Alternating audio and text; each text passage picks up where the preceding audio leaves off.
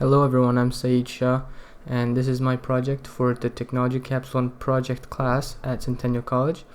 And here's an overall view of my system. Hope you like it. I'm going to start by showing you the components of my project, starting with two IR sensors, which are the inputs for the system. One is for the people coming out, and one picks up the people going into the room, and that's how the system knows whether to count up or to count down.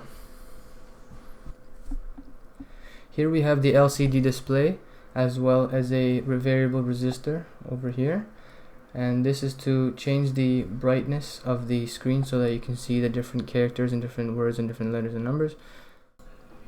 Here we have the main motherboard. We have the IC chip here, as well as the this is called an Arduino Uno R3 board. Here we have the input-output ports along the top there. We have the VCC and the ground over here with all these analog in and out ports here. We come over to the top, and this is I guess you call it power supply for a 9-volt battery if you don't have a computer lying around, and this is for the computer here. And yeah, that's it. Here's just a side view so you can see how it would look if it was integrated into a door or wall. Of course, with the newer systems and newer technologies and higher end technology, it would be a lot smaller. It wouldn't take up this much space behind a door or in a wall. Without further ado, ladies and gentlemen, we're going to power it on and see what happens. Here we have a main title screen that says visitor counter, and then it goes into the program here.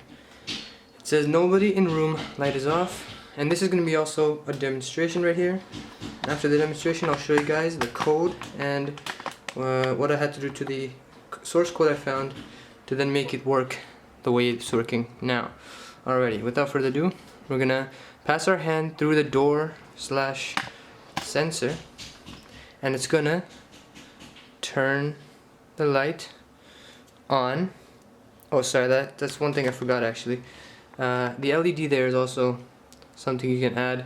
As like a sort of result of walking through the door, or you can have an AC turn on, you can have your heater turn on, however you like it. You can sort of wire your system any way you like. And then you come over here where it says person in room 1, because I passed my hand through the door once. I'll do it again here and we'll see that number change. But here's the thing, when you're passing through one sensor, this one here, the first one, the second sensor does not pick up anything due to a delay that I've set of 2.6 seconds, which is more than enough time for someone to pass through a door, and it won't trigger the second one counting down. Now, if we have someone leaving the room, see there it's at 3 people now. If we have someone leaving the room now, it will count down but not recount back up because of that first sensor. Again, same thing, it has a 2.6 second delay, which is enough time for the person to walk through the door without triggering the second sensor. We'll do it again here. I pass my hand through the whole way, so both sensors pick it up, but not technically. And there you go, one person in room, and the light is still on, the LED right here, still on right there. And then last time I'm going to pass it through, see if the light comes off. So now it says person in room 0, nobody in room, and then the LED here is off. Alright everybody, here is the modified code from the source code that I've gotten offline, and I have made quite a few changes in fact just to make this thing work for a single door, whereas the beginning code was for 2 doors. And of course it didn't come with all this text, something I added with a little bit of research. So let's start at the top here, and we're going to move down as fast as we can just to give you a basic understanding. So this first one here just says the inputs for the LCDs. So that's all the wires from the sensors to the LED to the LCD itself, as well as the potential, the variable resistor for the brightness. The hashtag define in 8 is for defining pin 8 on the Arduino as input to the Arduino from the IR emitter sensor going into the room. So it's an input value for the sensor going in. This one here is for the sensor going out, but still an input. This LED, this is an output for the LED for when when these sort of trigger and the number of count is higher than 1, the integrated chip knows to send a out signal to the LED to turn it on. This here is just declaring a variable count for people in room. So basically it just says the count for the people in the room starts at 0. The count starts at 0. Here's the main setup function, and we have here the first line LCD.begin 16.2. This is where it starts the screen on this line, so later on it doesn't interfere with our text that we're adding later on. Then we have just LCD.print visitor counter. It's just text. Then we have another delay for 1.5 seconds, just so people can see that main sort of title screen, I guess you can call it. Here we have pin mode in input, pin mode out input. These are basically what I was saying over here. These two right here, these are inputs, and we define them as inputs here, but the variable name that we had was in and out. This in and out is just for the in sensor and the out sensor. And of course, this is just the LED here, it's an output, and it's just saying as long as the count goes over 1, turn on the LED. And then we clear the screen. We print person in room, which is this text. We set the cursor for the next line, and then this count here would say that there is no one in the room. We go over to our loop command here. We have to put this before we put a while loop. So in sort of in C programming, you would put void main intro, whatever, or void main void. But here you would have to put void loop and then while count. So this is just the main function here. While count greater. This is actually one of the changes I made. This wasn't here before. This while statement, and it looks sort of like an angry face right there. That's kind of funny. But count greater than or equal to 0 sets the condition where if count is greater than or equal to 0, this entire process runs. Otherwise, it will not function properly.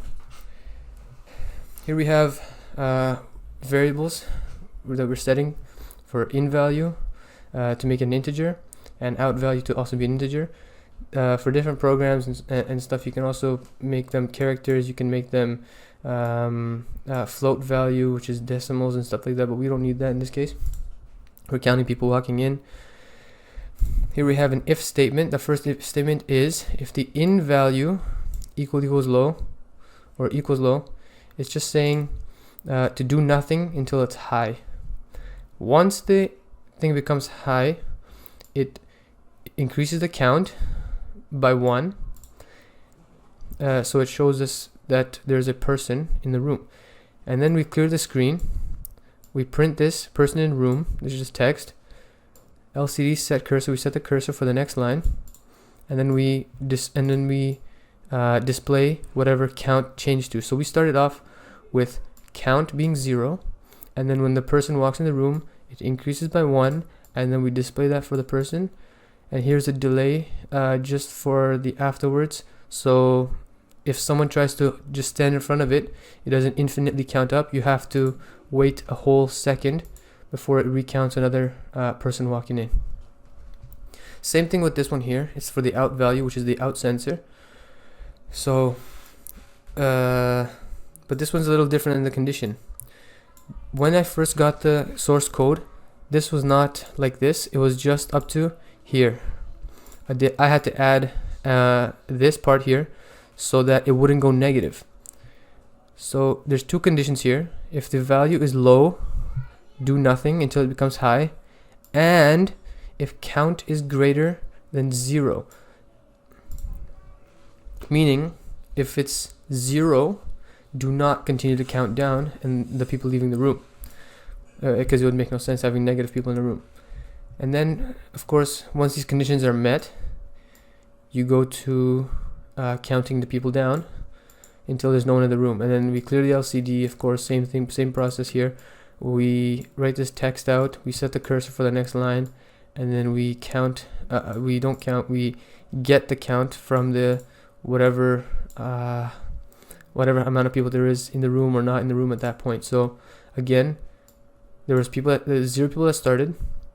There was, let's say, one person right here, count plus one person came in, and then we would subtract whatever left, and then display it here again, and we put the delay here so that it doesn't infinitely count down at a speed that's ridiculous. This was also a whole thing I added because I needed it to work for one door. It looks, the logic looks very unsound and very peculiar, but here we have basically what I came up by myself. I was just playing around with it, and I found that if I put count is greater than count, it basically sort of means one count changes to a different count and becomes greater than the previous count, or if count becomes a smaller count, then delay for 2.6 seconds, and we delay for 2.6 seconds so that the other sensor does not read the in and out value. Therefore, we can have people walking in and out without it counting up and then down, meaning it would never leave 0, and the light would never come on. Your AC or heater would never turn on if that's how you have it configured. And yeah, and then I added this as well here. I said if count is equal to 0, put in this code right here, which is clearing the screen first, and then we turn the LED off, which is what this means. Does you're writing to the LED to go low. LCD print says nobody in room, that's just text. LCD set cursor, we set the cursor for the next line. The light is off, that's what the text says there, and then we delay for 0.2 seconds for just the sake of delaying it, I guess. But I don't think you really need to delay there. And then there's the last condition here, else digital write high. So if the number is anything other than 0, we say the LED is on, and that's basically the entire code.